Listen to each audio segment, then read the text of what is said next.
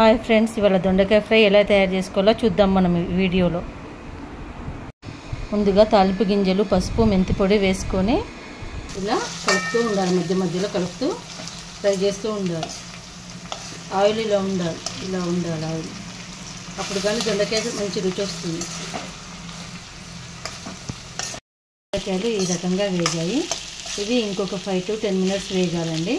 అప్పుడు చాలా రుచిగా వస్తుంది కూర, లేదంటే పచ్చి పచ్చిగా అనిపిస్తుంది.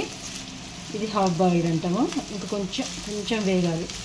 5 to 10 minutes వేగితే సరిపోతుందండి మనకు. మనం తగినంత కారం,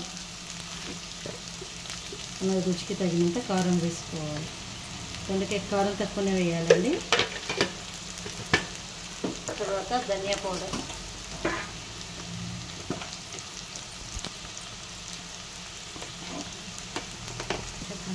కొంచెం నువ్వుల పొడి, కొత్తిమీర వేసి కలపాలి. కారం ముక్కకు మంచిగా పట్టేటట్టు కలిపి ఒక 2 minutes స్టవ్ మూత పెట్టేసి బంద్ చేసుకుంటే మన దొండకాయ ఫ్రై రెడీ అయిపోతుంది. ఈ కూర మీకు నచ్చితే మీరు